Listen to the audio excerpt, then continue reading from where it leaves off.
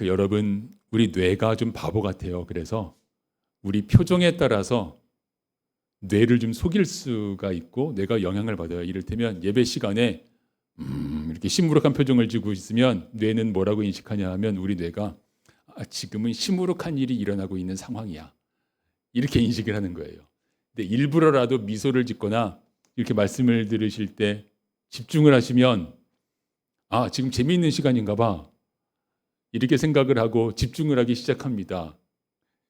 이게 뇌를 우리가 좀 조절을 할 필요가 있습니다. 이렇게 말씀을 나누는 이유는 예배 말씀을 나눌 때 계속 아래만 보고 계시는 분들도 계시거든요. 그러면 지금은 지겨운 시간이야.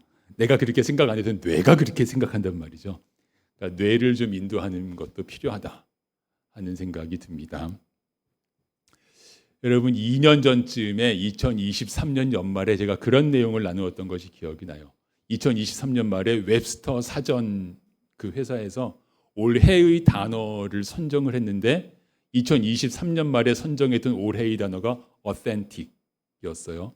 authentic은 진짜의, 진정한 이런 뜻인데 그러니까 AI가 발달해 가고 가짜가 진짜 같아져 가니까 그러니까 올해의 단어로 진정한, 진짜의 이것을 선정을 했었단 말이죠.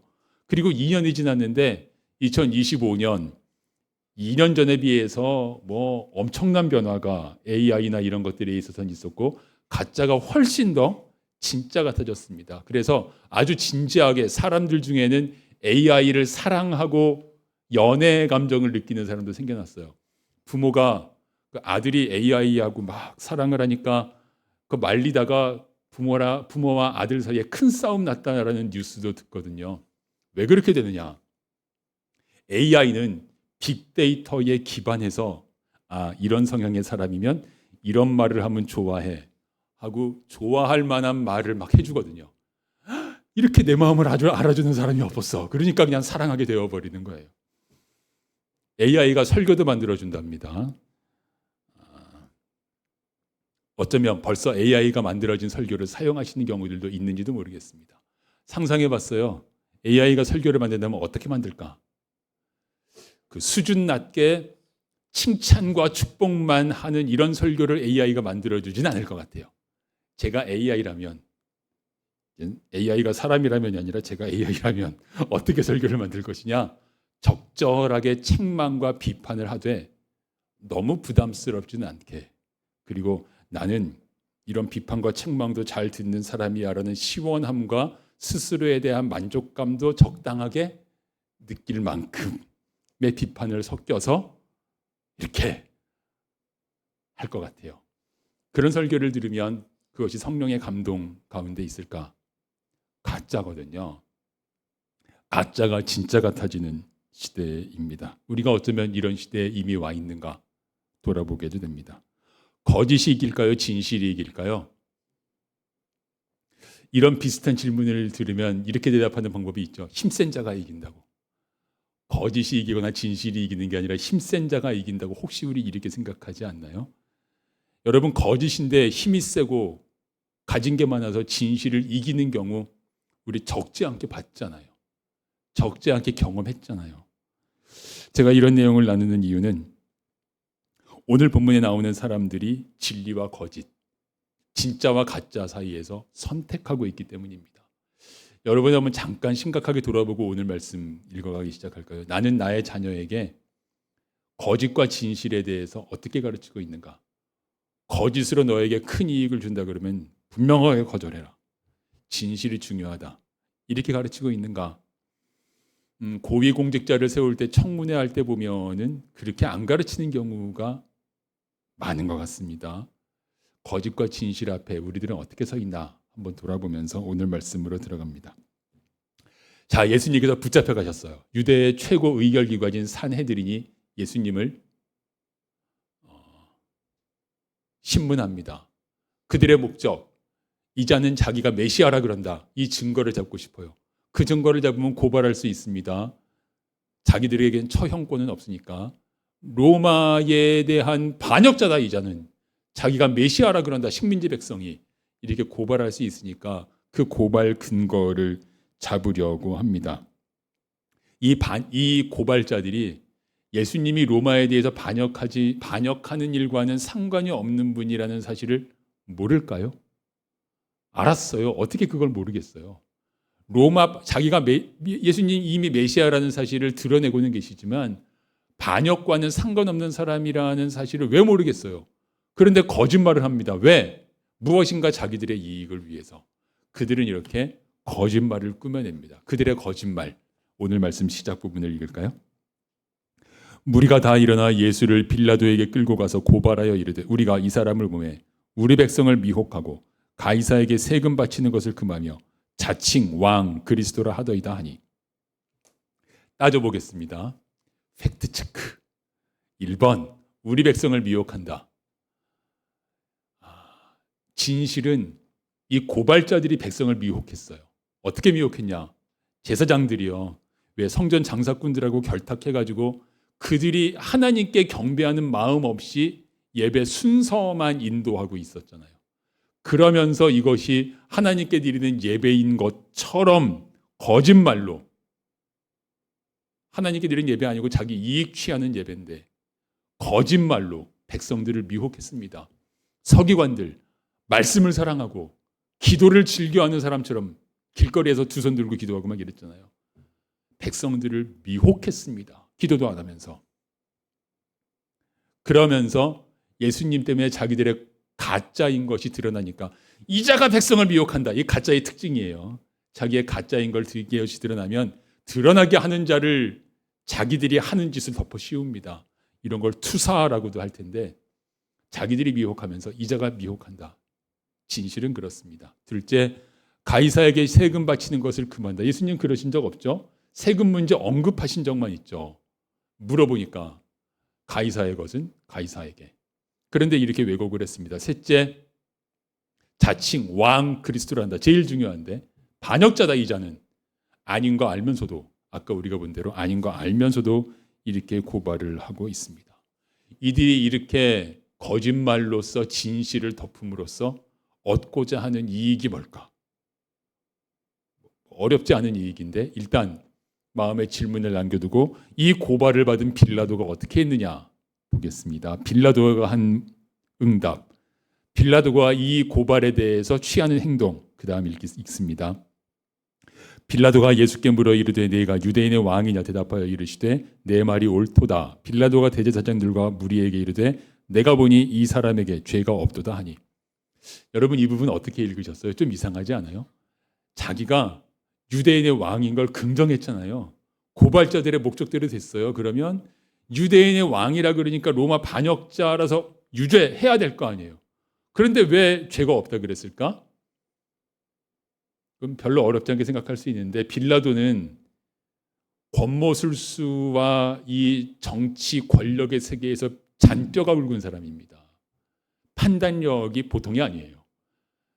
이 총독으로 임명될 정도가 되려면 어지간해가지고 이렇게 이 정도의 지위까지 오르겠어요. 보통 판단력 가지고 되겠어요.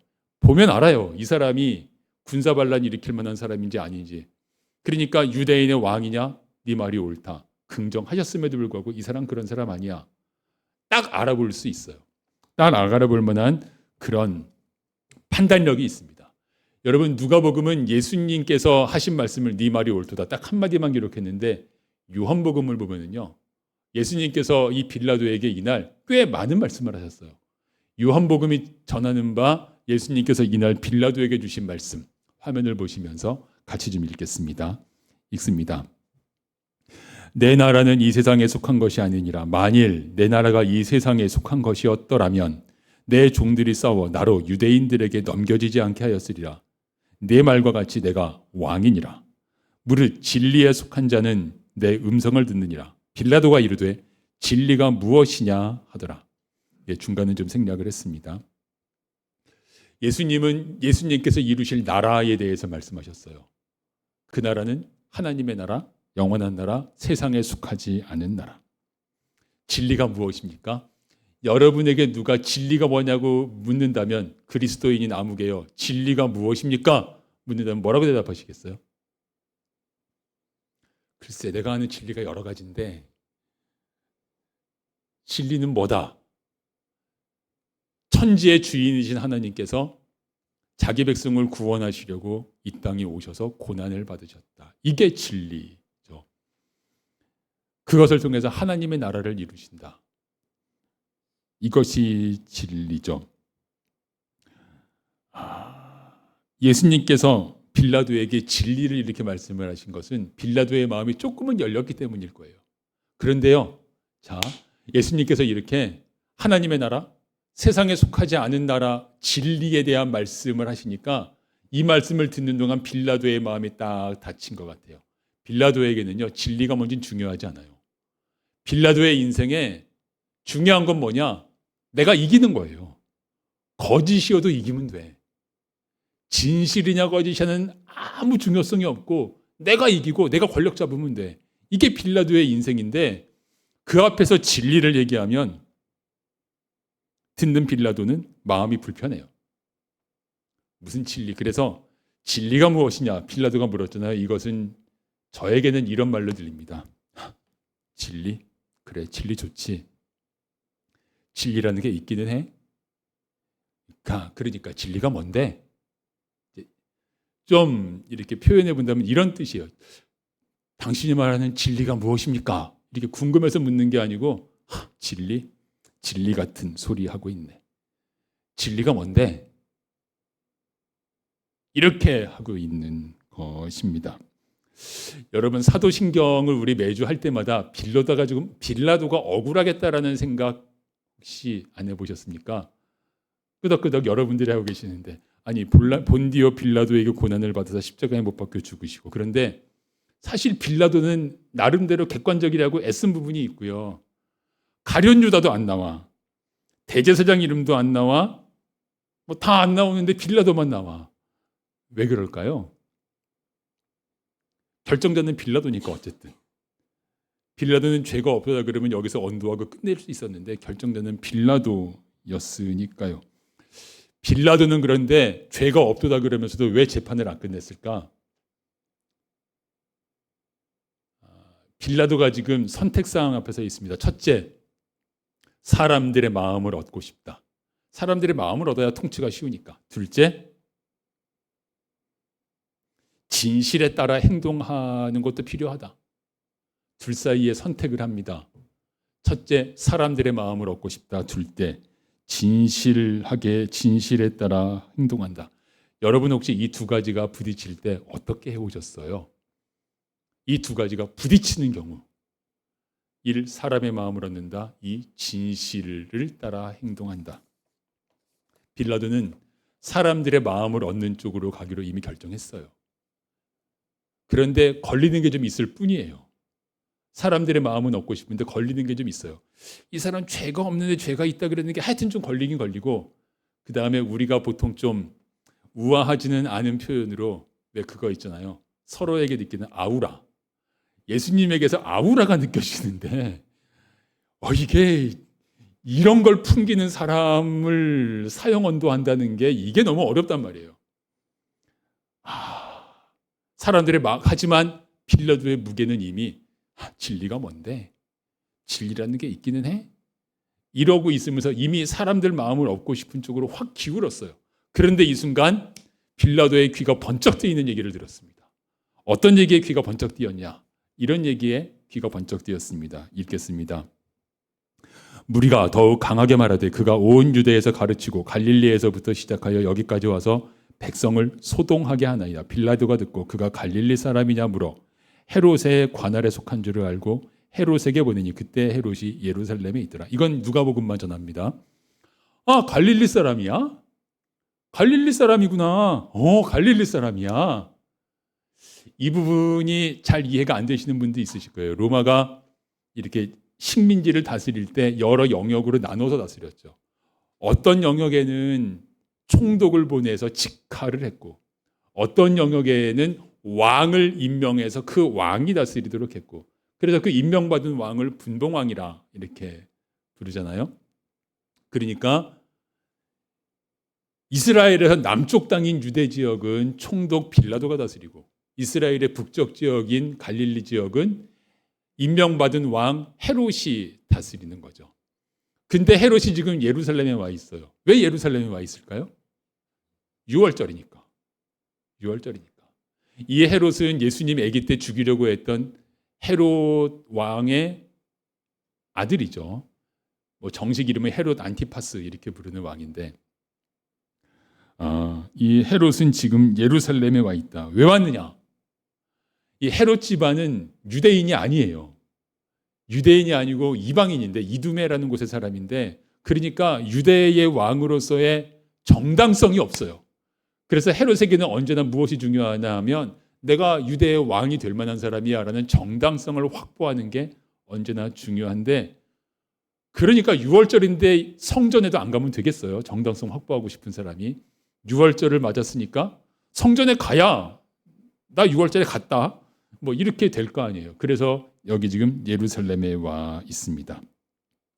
빌라도가 그 헤롯에게 예수님을 보냈습니다. 갈릴리 사람이다. 갈릴리는 네 책임이니까, 네가 다스리는 곳이니까 네가 재판해라. 공을 헤롯에게 던졌습니다. 공을 빌라도는 헤롯에게 던지는 것으로 이제 자기의 그 고민을 해결하고 사람들의 마음을 얻는 쪽으로 이미 기울어졌습니다. 자, 헤롯이 공을 넘겨받았습니다. 헤롯의 첫 행동 우리 같이 읽을까요? 헤롯이 예수를 보고 매우 기뻐하니 이는 그의 소문을 들었으므로 보고자 한지 오래였고 또한 무엇이나 이적 행하심을 볼까 바랐던 영고로라.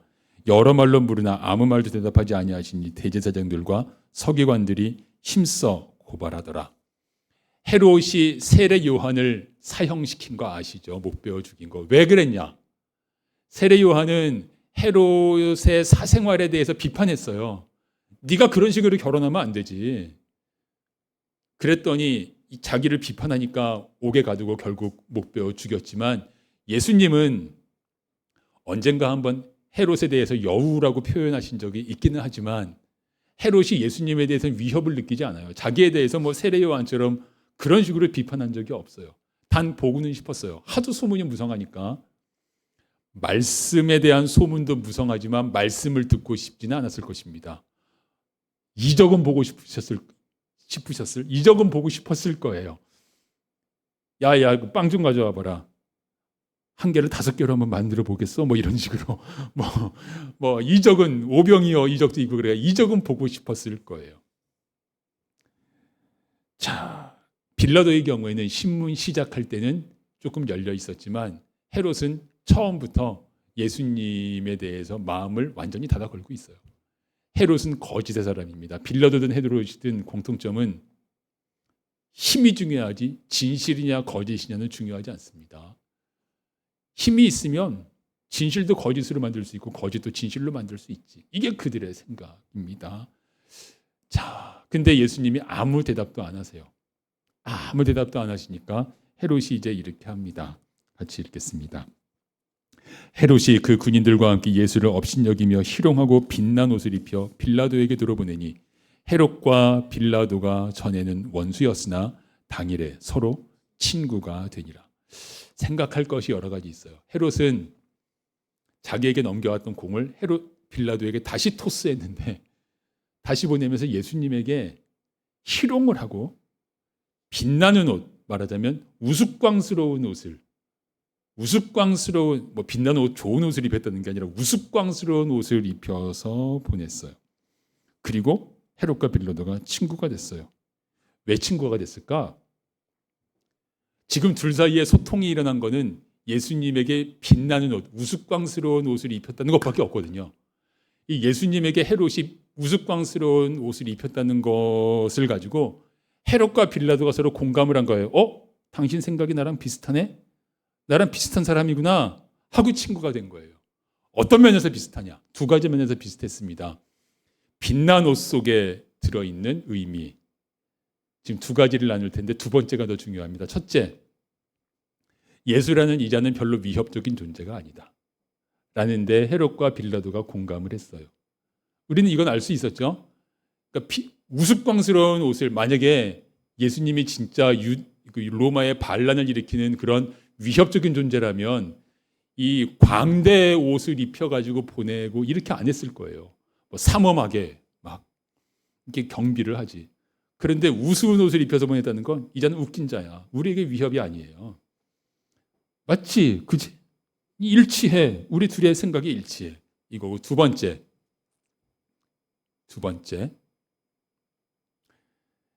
예수님은 진리를 말씀하시는데 이 진리는 별거 아니야? 우스운 거야? 이런 뜻입니다. 예수가 말하는 진리는 우스운 거야. 라는데 두 사람이 일치했습니다. 예수님은 하나님 나라 복음을 전하셨잖아요. 하나님 나라 복음을 전하시고 생각나는 건 밭에 감추인 보화 비유.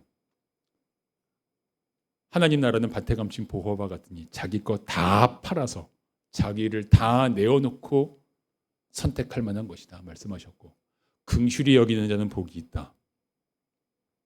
전부 다 이들에게는 걸리는 말들이에요. 이런 말들을 왜 못 들었겠어요? 예수님의 소문이 무성한데 자세한 내용은 안 들었어도 뭐 하나님 나라를 얘기한다고 뭐 이런 자가 복이 있고 저런 자가 복이 있는데 긍휼히 여기는 자가 복이 있다고? 이들은 누구를 긍휼히 여기는 사람들이 아니에요. 다 불편해요. 다 불편해. 오리를 가자 그러면 십리를 가라. 미친 소리 하고 있네. 근데 이게 진리란 말이에요. 그래서 그런 불편한 말에 대해서 이렇게 한 것입니다. 영원한 나라? 하나님 나라? 웃기지 마. 영원한 나라가 있고 이 세상 나라는 제한적인 거라고 웃기는 소리 하지 마. 그래서 우스꽝스러운 옷을 입혀서 보냈어요. 헤롯이 그런 일이 되고 빌라도도 보면서 그지? 불편했거든요. 마음이. 진리에 대해서 말씀하시고 하니까. 그지? 이자가 말하는 거 별거 아니지? 우스꽝스럽지? 맞아. 이래가지고 친구가 됐습니다. 사실 친구가 될 수 없는 일이에요. 보면은 빌라도가 헤롯에게 공을 넘겼는데 헤롯이 빌라도에게 공을 다시 넘겼잖아요. 일반적으로 말하면 빌라도가 기분 나빴어야 돼요. 아니 공을 넘겼으면 지가 처리하지 왜 나한테 다시 넘겨? 그런데 이 기분 나빠하는 게 당연한 이 과정 속에서 원수지간이었던 둘이 친구가 됐어. 왜? 우리 생각이 같구나. 이걸 확인했으니까. 무슨 생각이 같냐? 예수라는 자, 이 자는 뭐 진리를 말한다고 떠들썩하지만 이거 다 우스운 거야. 그지? 우스운 거지. 맞아. 이 자 별거 아니야. 진리? 이 자가 말하는 진리? 하나님 나라? 그거 다 웃기는 거야. 우리 그냥 살던 대로 살면 돼. 이 자가 말하는 진리는 웃기는 거야. 하나님 나라? 웃기는 거야. 우리는 그냥 살던 대로 살면 돼. 이것이 이날 헤롯과 빌라도가 예수님을 각각 신문하면서 내린 각자의 결론, 통하는 결론이었다. 볼 수 있습니다. 헤롯과 빌라도는 진리를 거짓으로 덮어버리려고 했습니다.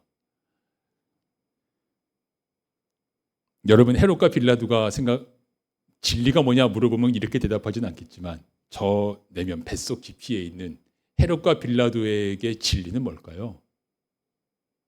돈과 권력입니다. 돈이 있으면 권력이 따라오고 권력이 있으면 돈이 따라오고, 저는 경제학과 출신으로 돈이 좀 더 근본적이라고 생각하지만 돈과 권력, 이것이 그들이 믿는 진리입니다. 돈이 있으면 거짓과 진실은 다 서로 간에 바꿔놓을 수 있어. 영원한 나라를 비웃고 세상 나라에 매여서 살아가는 사람들의 생각입니다. 그러니까 여러분 오늘 우리가 읽은 장면은요 이런 거예요. 영원한 하나님 나라를 의미하는 예수님과 세상 나라를 의미하는 빌라도 혹은 헤롯이 마주서 있어요. 얼른 보기에 영원한 하나님 나라 쪽에는 힘이 없어 보이고 세상 나라 쪽에는 힘이 있어 보입니다. 너 붙잡혀왔잖아. 진리? 내놔봐. 진리는 무슨 웃기는 얘기 하지 마. 이것이 오늘 우리가 읽는 본문의 모습입니다. 진리와 거짓을 가르는 기준점이 뭘까요? 여러분 진리와 거짓을 가르기가 참 어려워요. 왜냐하면 이게 지금으로서는 거짓말이 아닌데 1년 뒤에는 거짓말이 될 수도 있어요. 그런 경우 여러분 가끔 만나잖아요. 진심인데 거짓말이야. 이런 경우들도 사실 흔히 있기도 마련입니다. 이게 진리냐? 진리였다 거짓이었다가 진리였다 이게 왔다 갔다 합니다. 진리와 거짓, 진실과 거짓을 가르는 기준이 뭐냐? 그리스도인으로서의 기준은 이것입니다. 영원함, 영원한 나라는 진리고 영원하지 않은 것은 거짓입니다. 영원하지 않다고 거짓이냐? 예, 영원하지 않은 게 지가 영원한 것처럼 행세하고 있거든요. 돈 영원하지 않은데 마치 자기가 영원한 것처럼 행세해요. 영원하지 않은데 영원한 것처럼 행세하는 것들이 거짓이고 영원한 것은 진리입니다. 그런데요. 진리는 눈에 안 보이고 거짓은 눈에 보입니다. 하나님 나라는 눈에 안 보이고 돈과 권력은 눈에 보입니다. 그래서 사탄이 유혹합니다. 하나님 나라, 진리, 웃기지 마. 돈과 권력이 최고야. 사탄이 이렇게 유혹을 합니다. 그 유혹을 예수님께도 했잖아요. 돌로 떡 만들어 먹어라. 떡은 재물을 상징하고 두 번째가 뭐죠? 성전에서 뛰어내려라. 천사들이 너 받아줄 거 아니야. 네가 잘났다는 사실을 드러내야 네가 높임받을 거 아니야. 셋째, 나한테 절하면 온 세상 모든 권력을 너에게 줄게. 돈과 재물이 최고지. 네가 하려는 일이 있다는 거 알아. 진짜 중요하고 좋은 일인 거 아는데 돈과 권력을 가지고 하라니까 사단은 이렇게 유혹을 했습니다. 손에 잡힐 것 같습니다. 사랑하는 성도 여러분, 이 유혹이요. 사단이 세 가지 유혹을 했대 이러고 지나갈 게 아니라 오늘 우리에게도 동일합니다. 저는 그 시금석이 자녀를 키울 때라고 생각을 해요. 여러분, 우리가 자녀를 키울 때 영원한 하나님 나라를 바라보도록 그게 진짜 인생에 중요한 거라고 이렇게 가르치면서 키웁니까? 세상의 돈과 재물과 지위와 학교와 학벌과 이런 게 중요하다는 것을 그냥 당연하게 주입하면서 그러면서 키웁니까? 저 한 20년 전 이럴 때 그런 말 가끔 들었거든요. 예수님은 안 믿지만 다 좋다고 정말 좋은 사람이라고. 결혼 소개하면서. 어떻게 예수님을 안 믿는데 나머지가 다 좋을 수가 있어요? 그게 바로 사단이 주는 바 진리 웃기지 말라 그래. 웃기지 말라고까지는 안 가 있지만 사촌이에요 서로. 진리 웃기지 말라 그래. 돈과 권력이 최고지. 이것과 오늘 그리스도인들인 우리가 자녀를 키울 때 어떻게 하는가를 한번 스스로 보면 여러분 그렇지 않아요? 자녀가 영원한 나라에서 멀어지고 있다에 대해서 느끼는 안타깝죠. 안타까움과 자녀가 좋은 학교, 좋은 직장, 돈을 많이 버는 생활에서 멀어지고 있다는 안타까움과 어느 게 더 안타까우냐? 질문하면서 여기 계신 분들 대부분 영원하면서 멀어지고 있다는 사실을 더 안타까워하실 분들이 여기 계시지만 아마 어쩌면 통계를 내보면 아닐 수 있을 거예요. 사단이 오늘날의 그리스도인들도 유혹하고 있다라는 뜻입니다. 예수님께서 말씀하셨어요. 떡으로만 사는 것이 아니고 사람은 하나님의 말씀으로 산다. 우와, 웃기지 마라. 말씀이 밥 먹여주냐. 사람이 떡으로 살지 무슨 말씀으로 살아. 말씀 먹는다고 배부르냐. 그런 구름 잡는 소리 하지 마라. 세상이 계속해서 유혹합니다. 물론 재물과 권력도 의미가 있지만 영원한 나라를 위해 사용이 될 때 의미가 있는 거죠. 자, 이렇게 묵상을 해가다가요. 제 눈에 다른 것이 보였습니다. 무엇이 보였느냐 하면 지금 겉으로 보기에는요. 헤롯과 빌라도가 심판자예요.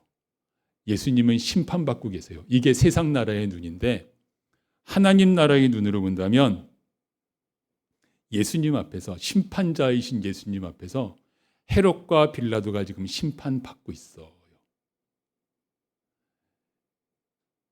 어떻게 심판받을 것인가에 대한 선택을 그들은 하고 있어요. 여러분, 예수님이 이렇게 잡혀와 가실 때 심판의 주가 아니신가요? 예수님은 언제나 심판의 주님이에요. 심판의 주님이신 예수님 앞에 헤롯과 빌라도가 지금 심판받는 장면이에요. 어떻게 심판받느냐? 영원한 하나님 나라와 이 세상 나라 중에서 난 어느 쪽을 택하겠느냐고. 내가 택하는 바를 심판의 주님이신 예수님 앞에 명명백백하게 스스로 드러내는 그 심판을 지금 받고 있어요. 세상 시각으로 보면 빌라도가 예수님을 심판하고 있지만 하나님 나라의 눈으로 보면 지금 예수님 앞에 빌라도가 심판받고 있는 거예요. 멸망으로. 그리고 그는 분명하게 선택했습니다. 나는 멸망하겠다고. 사람들의 인기 얻는 것과 함께 멸망하겠다고. 나에게는 돈과 권력이 중요해서 돈과 권력과 함께 멸망하겠다고. 그는 지금 그쪽을 선택을 하고 있습니다. 사랑하는 성도 여러분, 이렇게 묵상을 하면서 제 마음이 한편으로 무거워요. 왜냐하면 여기에 이 빌라도와 헤롯의 선택에 우리들의 선택을 비추어 보기 때문입니다. 오늘 말씀을 이렇게 정리를 해봤어요. 그래서 나는 무엇을 선택하고 있는가? 영원한 하나님 나라의 복음과 썩어질 세상 나라의 재물과 힘에 대해서 그 사이에서 나는 무엇을 선택하고 있는가? 나의 자녀들이 무엇을 선택하도록 인도하고 있고 인도해 왔는가? 여러분, 주님 앞에 나가서 말씀을 읽고 주님을 주인으로 섬기는 그 삶에서 떨어진다고 집안이 난리가 나진 않아요. 그런데 고3이 공부 안 하고 있으면 집안이 난리 나지 않겠어요? 나는 무엇을 선택하고 있고 나의 자녀들이 무엇을 선택하도록 인도하고 있는가?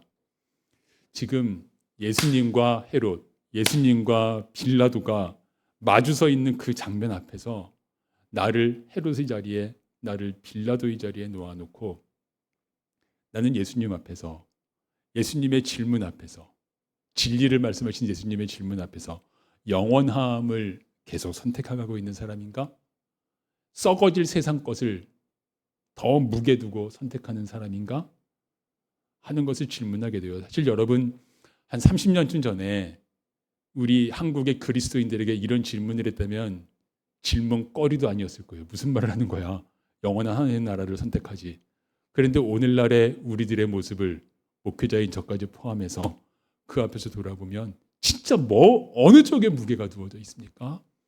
예배와 세상 일들 중에서 무엇에 무게가 두어져 있고 하나님 기준대로 살아가는 정직함과 적당하게 슬쩍 거짓말하는 것 중에서 어느 쪽에 무게가 두어져 있고 내 자녀를 신앙으로 인도하는 간절한 기도와 내 자녀가 좋은 학교 나와서 좋은 직장 가지면 좋겠다는 마음과 중에서 어느 쪽에 무게가 두어져 있고 우리가 그러하냐? 영원한 하나님 나라의 복음과 썩어질 세상 나라의 재물과 힘 중에서 나는 무엇을 선택하고 있는가? 이 질문이 오늘 본문에서 주님께서 저에게 주신 질문이에요. 너는 어떻게 하고 있는데? 이름은 목회자인데 너는 어떻게 하고 있는데? 너는 지금 무엇을 선택하고 있느냐? 하는 질문을 받습니다. 오늘 우리가 예수의 이름으로 찬양을 함께 드렸어요. 예수의 이름으로 승리를 얻었네. 오늘 새삼스럽게 봤는데요. 우리 주보에는 그 부분은 뺐지만 찬양곡 원곡 악보에 보니까 마오리 오리진 이렇게 되어 있는데 그 곡조가 마오리족에서 나왔나 봐요. 그래서 괜히 저는 이렇게 어느 나라의 민요 그렇다면 괜한 친근감이 좀 느껴지는 게 있어요. 예수 이름으로 승리를 얻었네. 예수 이름은 썩어질 세상 나라 유혹을 이겨내도록 하는 하나님 나라의 능력입니다. 세상 나라의 눈으로 완전히 이렇게 색칠되어 있는 우리들의 눈을 돌아보면서 예수님의 능력을 사모합니다. 예수 이름으로 승리를 얻었네. 나는 예수 이름으로 사는 사람 맞는가? 그 복을 다 놓쳐버리고 심판받고 있는 거 아닌가? 우리를 돌아보면서 이 복 놓치지 않기를 소망합니다. 기도하겠습니다. 하나님 아버지, 예수님 앞에 서 있는 빌라도와 헤롯 그 자리에 내가 서서 나는 무엇을 선택하고 있는가? 주님, 우리가 이 시간에 함께 돌아보았습니다. 주님 구하오니 우리로 예수 이름으로 살게 하옵소서. 예수 그리스도의 이름으로 기도드립니다. 아멘.